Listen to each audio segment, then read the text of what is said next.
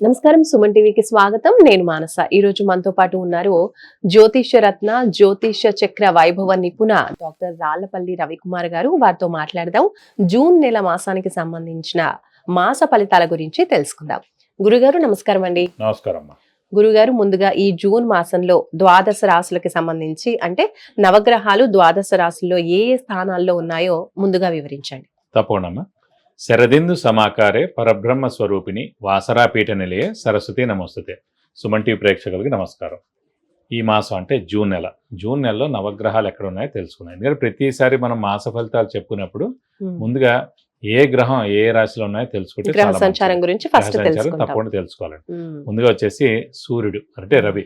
అంటే ప్రతి నెల కూడా 15వ తారీఖు నుంచి ఒక రాశి నుంచి ఇంకో రాశిలోకి మారుతారు.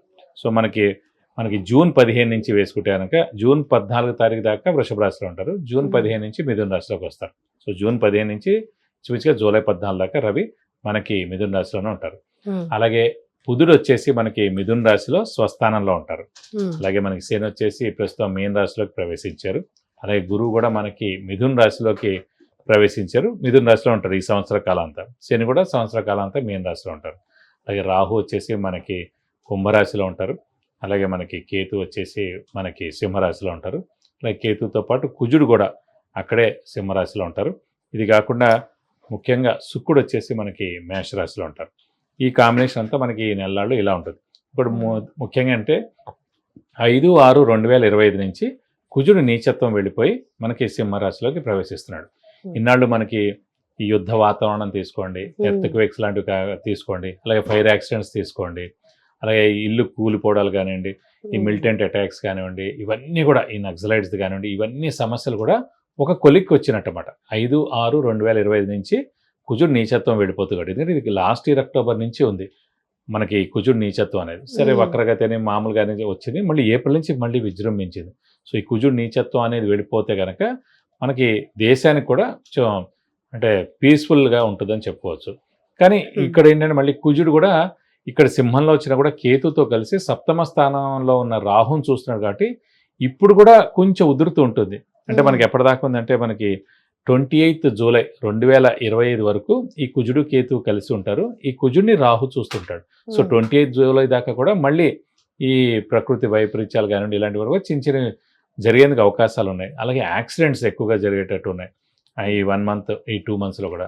అలాగే ట్రైన్ యాక్సిడెంట్స్ అవనివ్వండి, అయితే బస్ యాక్సిడెంట్స్ అవనివ్వండి, ఫైర్ అంటుకోవడం కానివ్వండి, షార్ట్ సర్క్యూట్ కానివ్వండి, ఇళ్ళు కాలిపోవడం కానివ్వండి, అలాగే చిన్న చిన్న ఈ యుద్ధ వాతావరణం కాదు కానీ ఇలా అనవసరమైన చిన్న చిన్నవన్నీ కూడా జరిగేందుకు అవకాశాలు ఉన్నాయన్నమాట. సో కొంచెం జాగ్రత్త వహిస్తే సరిపోద్దని చెప్పుకోవచ్చు. అలాగే మనం ఇప్పుడు ఎక్కువగా మన రాశిఫలాల్లో వివాహం గురించి వాటి గురించి చెప్పుకుంటాం. ఎందుకంటే వివాహం మెయిన్గా ఏంటంటే ఈ మూఢం అవి ఉన్నప్పుడు చేయకూడదు. అంటే ఏదైనా ఎన్ని శుభకార్యం అంటే ఈ ఇంటి గృహప్రవేశం కానివ్వండి, శంకుస్థాపన కానివ్వండి, అలాగే వివాహం కానివ్వండి, అలాగే ఎంగేజ్మెంట్ కానివ్వండి, ఏదైనా ఎన్ని మేజర్ శుభకార్యాలు ఏవైనా సరే మూఢంలో చేయకూడదు. ఎందుకు మనం అలర్ట్ చేస్తున్నాం అంటే అండి, మూఢం మనకు ఇంచుమించుగా 3 నెలల పాటు ఉందండి. ఫస్ట్ వచ్చేసి ఇప్పుడు 10th జూన్ నుంచి 8th జూలై దాకా మూఢం ఉంది. సో ఈ టైంలో మనం ఏమి అంటే కనీసం పెళ్లి చూపులు కూడా చూడడానికి వీలేదు అనమాట. సో అందుగురించి ఇది మనం వేస్ట్ చేయకూడదు టైం. ఈ ఏడాది గురుబలం బాగా ఉన్న వాళ్ళందరూ కూడా త్వరగా మనం ఫిక్స్ చేసుకుంటే మంచిది. అలాగే మళ్ళీ నవంబర్ 30 నుంచి 13th ఫిబ్రవరి 2026 దాకా అంటే అదొక 75 రోజులు. ఈ 10th జూన్ నుంచి 8th జూలై దాకా తీసుకుంటే 30 రోజులు. చూసి ఓవరాల్గా మనకి 100 రోజులు 105 రోజుల దాకా మూఢమే ఉంటుంది ఈ సంవత్సరం అంతా.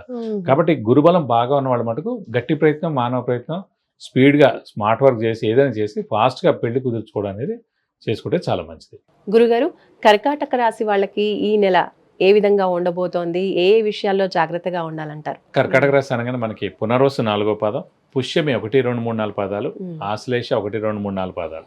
ఈ నక్షత్రాల సమూహంతో మనకి కర్కాటక రాశిలోకి వస్తుంది. ఇందాక మనకు వృషభ రాశికి ఎలా అయితే చెప్పునో చంద్రుడు ఉచ్చస్థానంలో ఉండడం చేత మనకి తల్లి అంటే ఇష్టం, తల్లికి ఎప్పుడు ఏం ప్రాబ్లం ఉండదు, తల్లి యొక్క బ్లెస్సింగ్స్ పరిపూర్ణంగా ఉంటుందని. ఎందుకంటే అక్కడ చంద్రుడు ఉచ్చలో ఉంటారు కాబట్టి, చంద్రుడు మాతృకారకురాలు కాబట్టి. అలాగే కర్కాటక రాశి వారికి చంద్రుడు మాతృకారకురాలు అంటే స్వస్థానమే చంద్రుడికి కర్కాటక రాశి అయింది కాబట్టి ఇక్కడ కూడా తల్లి అంటే ప్రాణం ఉంటుంది, తల్లి యొక్క బ్లెస్సింగ్స్ పరిపూర్ణంగా ఉంటుంది, తల్లికి ఎప్పుడు ఏ లోటు లేకుండా ఉంటుంది. అంటే ఇది రాముల వారి నక్షత్రం పునర్వసు అనేది కర్కాటక రాశిలో ఉంది కాబట్టి ఆ స్టాంప్ అలా ఉండిపోయేది అనమాట. సో ఖచ్చితంగా తల్లి మాట జవదాడు, తల్లి యొక్క బ్లెస్సింగ్స్ ఉండడం ఇవన్నీ అనమాట. కాబట్టి ఈ రాశి వారికి ముఖ్యంగా అష్టమ శని వెళ్ళిపోయింది దేవుడి వల్ల. అలాగే భాగ్యస్థానంలో ప్రస్తుతం మనకి శని ఉన్నాడు, అది పర్వాలేదు దేవుడి వల్ల. అలాగే వ్యయ స్థానంలో మటుకు గురువు ఉన్నాడండి. సో ఇక్కడ కూడా మనకి గురుబలం తగ్గినట్టు అన్నమాట కర్కాటక రాశి వారికి. సో అంటే వ్యయస్థానం అంటే ఖర్చు స్థానం అండి, అలాగే నిద్రస్థానం కూడా. శుభగ్రహం ఉంది కాబట్టి నిద్ర బాగా పడుతుంది. కానీ ఖర్చు స్థానంలో మటుకు గురువు ఉన్నాడు కాబట్టి మంచి ఖర్చులే చేస్తారు. అనవసరమైన ఖర్చులు కానీ, పిచ్చి ఖర్చులు కానీ, ఎవరికో డబ్బులు ఇవ్వడం కానీ, రాకపోవడం ఇలాంటివి ఖర్చులు కాకుండా మంచి ఖర్చులే, ఫ్యామిలీకి సంబంధించిన, ఇంటికి సంబంధించిన ఖర్చులు చేస్తారు. సో దాని రీత్యా బాగానే ఉంటుంది. ముఖ్యంగా ఈ కర్కాటక రాశి యోగకారకుడు, అదృష్టకారకుడు, లక్ ఫేవర్ చేసే గ్రహమైన కుజుడు నీచత్వం నుంచి మనకి 5th జూన్ నుంచి సింహరాశిలోకి వెళ్ళాడండి. సో ఇన్నాళ్ళు ఏమైందంటే డబ్బు ఖర్చు, హెల్త్ ప్రాబ్లం, మాట పడటం ఇవన్నీ కూడా జరిగాయి అనమాట. సో అవన్నింటి నుంచి బయటపడ్డారు ప్రస్తుతం కర్కాటక రాశి వారు. అంటే కర్కాటక రాశి వారికి మెయిన్గా యోగకారకుడే కుజుడే వాడు నీచలో ఉన్నాడు కాబట్టి. సో 5th జూన్ నుంచి డబ్బు ఖర్చు కానీ, మాట పడటం కానీ, హెల్త్ ప్రాబ్లం కానీ ఇవన్నీ నుంచి కూడా మెల్లగా బయటపడినట్టే అని మనం తెలుసుకోవాలి. అలాగే ముఖ్యంగా ఆరోగ్యం విషయం చూసుకుంటే కూడా బాగానే ఉందని చెప్పుకోవాలండి ప్రస్తుతం. అలాగే ఆయుష్ బాగానే ఉంది, ఆరోగ్యం బాగానే ఉంది. ఇంట్లో పెద్దవాళ్ళు, చిన్నపిల్లల ఆరోగ్యం కూడా బాగుంటుందని చెప్పుకోవాలి. అలాగే కొంచెం శ్రమ, కాలం, ధనం వ్యర్థమైనందుకు అవకాశం ఉంది. డబ్బు ఖర్చు ఎక్కువగా ఉంది. అలాగే పనులన్నీ ఆలస్యంగా జరుగుతుంటాయి. ఈ సమయంలో కూడా షూరిటీస్ పెట్టకండి, స్పెక్యులేషన్స్ జోలికి వెళ్ళకండి, మధ్యవర్తిత్వం వహించకండి. సో దైవబలం పెంచుకోండి, దైవనామస్మరణ చేయండి. సంఘంలో జరిగే పనులన్నింటిలో కూడా, క్రతువులు వాటిల్లో కూడా పాల్గొంటే కూడా చాలా మంచిదని చెప్పుకోవాలి. ముఖ్యంగా మిత్రులను కలుస్తారు.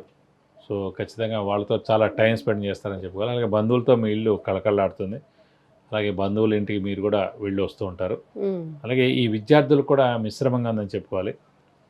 క్రీడాకారులు, రాజకీయ నాయకులు, విద్యార్థులు, టీవీ రంగం, యూట్యూబ్ రంగం, మీడియా రంగం, పత్రికా రంగం, అలాగే సినిమా రంగం, వీరందరూ కూడా మిశ్రమంగా ఉందని చెప్పుకోవాలి. ఎందుకంటే గురుబలం అనేది తక్కువగా ఉంది కాబట్టి. గురుగారు, కర్కాటక రాశి వాళ్ళకి గురుబలం తక్కువగా ఉంది అంటున్నారు. మరి ఆ ఫలితాలు ఏ విధంగా ఉంటాయి? అలాగే యాక్సిడెంట్స్ ఏమైనా జరిగే అవకాశాలు ఏమైనా ఉన్నాయా వీళ్ళకి? మెయిన్గా గురుబలం తక్కువగా ఉండడం చేత శుభం ఏదైతే జరగాలంటే, శుభం అంటే వివాహం, సంతానం, గృహం, వాహనం, పెద్ద పెద్ద ప్రమోషన్లు, ఫారెన్ టూర్ విజిట్స్, అసైన్మెంట్స్ ఇలాంటివన్నీ కూడా ఆలస్యం అవుతాయి. ఈ నెల వస్తుంది అనుకుంటారు, అది 6 నెలల తర్వాత వస్తుంది. ఈ సంవత్సరం ఖచ్చితంగా అవుతాం, నెక్స్ట్ ఏడాది అవుతుందన్నమాట. సో గురుబలం ఉంటే ఇవన్నీ జరుగుతాయి. గురుబలం లేదనుకోండి ఇవన్నీ కూడా ఆలస్యం అవుతాయి, పెండింగ్లో పడతాయి. అది వీళ్ళకే ఇంట్రెస్ట్ ఉండదు.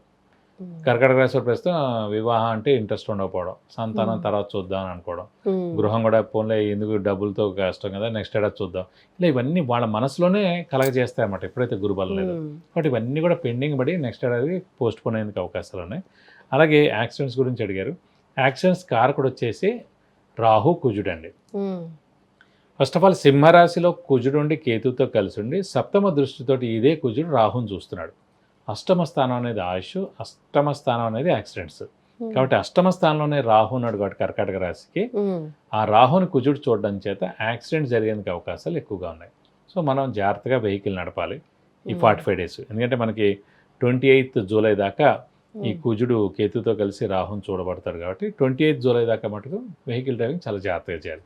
అలాగే మనం జాగ్రత్తగా చేసినా కూడా వేరే వాడికి వెహికల్ ఇచ్చినా కూడా మన వెహికల్ యాక్సిడెంట్ అయ్యేందుకు అవకాశం, ఎందుకంటే మన పేరు మీద అది ఉంటుంది కాబట్టి అందులో కొంచెం వెహికల్ విషయంలో జాగ్రత్తగా ఉంటే సరిపోతుంది. వీళ్ళ ఆరోగ్య పరిస్థితి ఏ విధంగా ఉంటుంది? ఆరోగ్య విషయంలో ఎలాంటి జాగ్రత్తలు తీసుకోవాలి? ఆరోగ్య విషయం అయితే పర్వాలేదండి, ఆరోగ్యానికి దీనికి సంబంధం లేదు. యాక్సిడెంట్ ఒకటే కనిపిస్తుంది కానీ, కాబట్టి యాక్సిడెంట్ విషయంలో మనం జాగ్రత్తగా ఉంటే సరిపోతుంది వెహికల్ డ్రైవింగ్ విషయంలో. అలాగే మన బండి కూడా ఎవరికి ఇవ్వకుండా ఉంటే మంచిది 45 డేస్. కాబట్టి ఆరోగ్యం మటుకు బాగానే ఉంటుందో చెప్పుకోవాలి. మరి కర్కాటక రాశి వాళ్ళు జూన్ మాసం బాగుండడం కోసం ఎలాంటి పరిహారాలు పాటించాలంటారు? ప్రస్తుతం మనకి ముఖ్యంగా అష్టమ స్థానంలో రాహు ఉండడం చేత సుబ్రహ్మణ్య స్వామిని ఎక్కువగా ఆరాధిస్తే చాలా మంచిది. ప్రతిరోజు సుబ్రహ్మణ్య స్వామి అష్టోత్తరం చదువుకుంటే చాలా మంచిది. వీలైతే ప్రతి మంగళవారం సుబ్రహ్మణ్య స్వామి టెంపుల్కి వెళ్ళి 40 ప్రదక్షిణాలు చేస్తే చాలా మంచిది.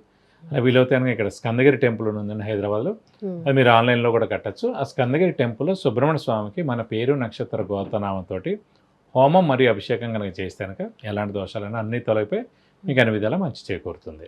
రైట్ గురుగారు, ధన్యవాదాలు. నమస్కారం. చూసారు కదండి, కర్కాటక రాశి వాళ్ళకి జూన్ మాసం ఏ విధంగా ఉండబోతోంది, అలాగే ఎలాంటి పరిహారాలు పాటించాలి, ముఖ్యంగా యాక్సిడెంట్ అయ్యే అవకాశాలు ఉన్నాయి కాబట్టి ఆ విషయంలో జాగ్రత్తగా ఉండాలి అని గురువుగారు తెలియజేస్తున్నారు.